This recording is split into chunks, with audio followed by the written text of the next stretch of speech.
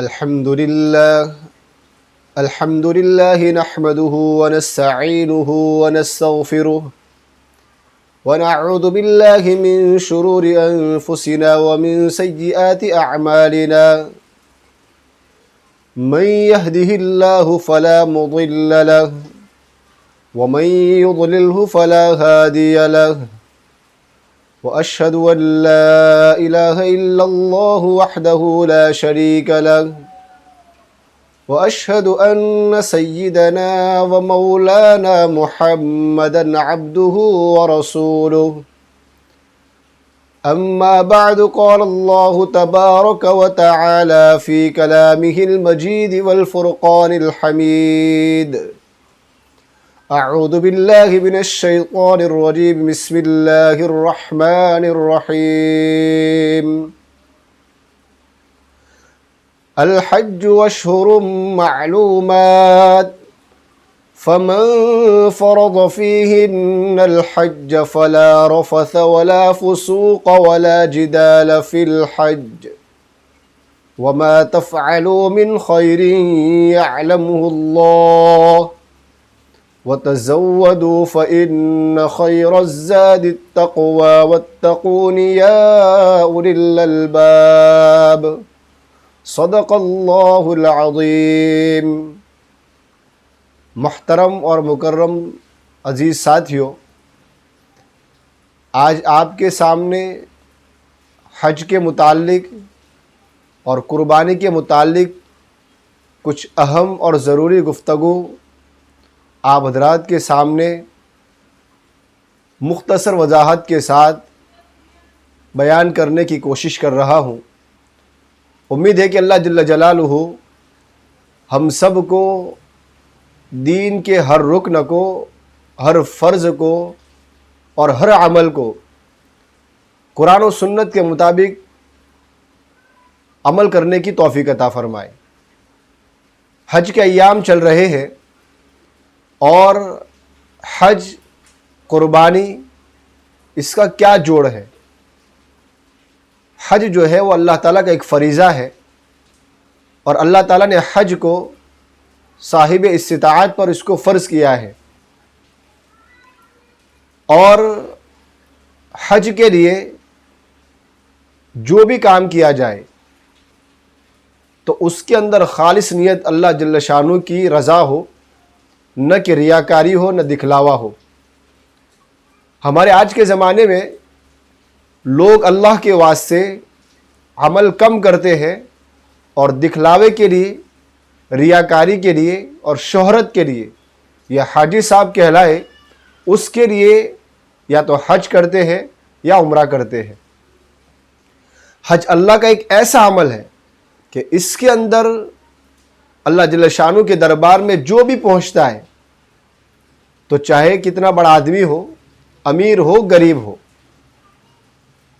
और बादशाह हो, रियाया हो, काला हो, गोरा हो, कहीं का भी रहने वाला हो, किसी भी मुल्क का हो, अरब हो, अजम हो, उन सब को अल्लाह जल्ल शानु एक ही सफ़ के अंदर खड़ा कर देते हैं। हज के अंदर हाजी के ऊपर एहराम बांधना और फिर तवाफ़ की हालत में तवाफ़ करने की जो जगह है मताफ़, वो किसी ख़ास आदमी के लिए मुकर्रर और मखसूस नहीं है कि पहली सफ़ के अंदर हाजी जो अरब है वो चलेंगे, पिछली सफ़ों में अजम चलेंगे या अगली सफ़ों में खूबसूरत लोग चलेंगे और पिछली सफ़ों में बदसूरत चलेंगे। इस पर एक वाक़या याद आ गया।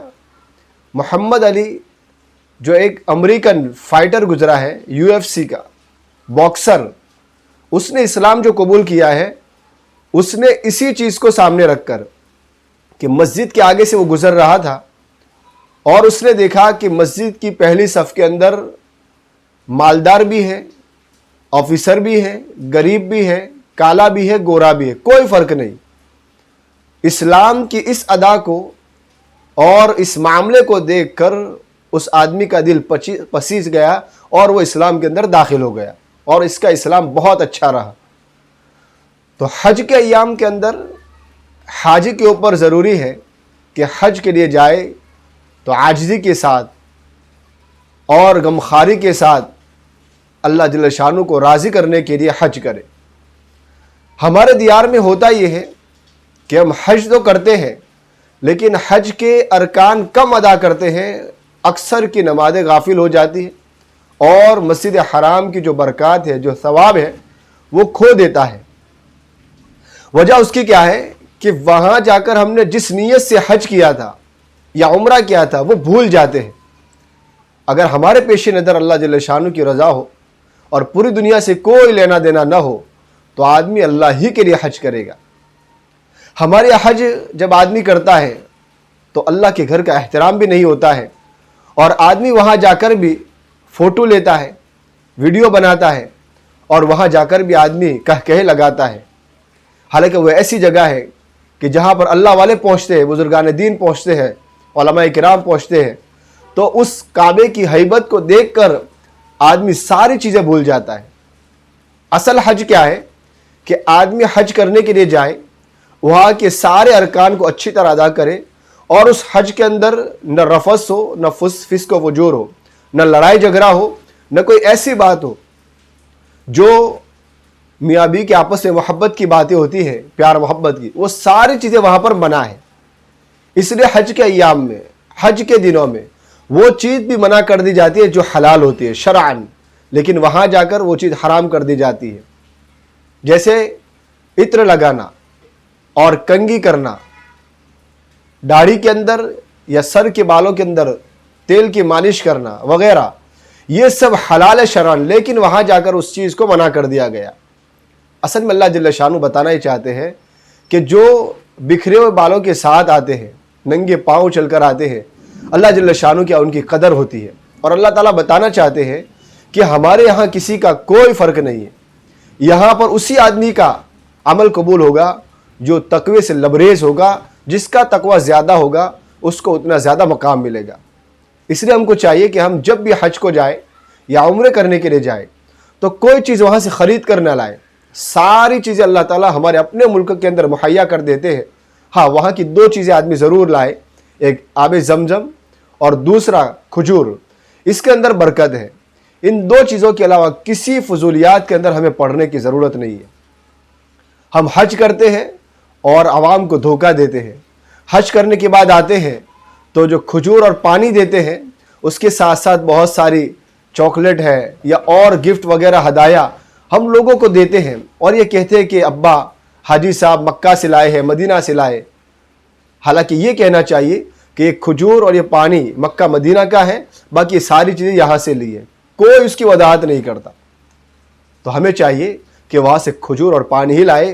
पूरी दुनिया नाराज़ हो जाए, अगर हज अल्लाह के लिए किया है तो फिर हमें किसी की लानत मलामत की परवाह किए बगैर हज के फरीज़े को अंजाम देना है। उसी के साथ साथ कुर्बानी का एक मसला है कि कुर्बानी का जोड़ है हज और कुर्बानी। हुजूर अकरम सल्लल्लाहु अलैहि वसल्लम से पूछा सहाबा ने कि अल्लाह के महबूब आप हमें बताइए कि ये कुर्बानी क्या है। तो हुजूर अकरम सल्लल्लाहु अलैहि वसल्लम ने फरमाया कि सुन्नत अबीकुम इब्राहीम, ये तुम्हारे बाप इब्राहिम की सुन्नत है।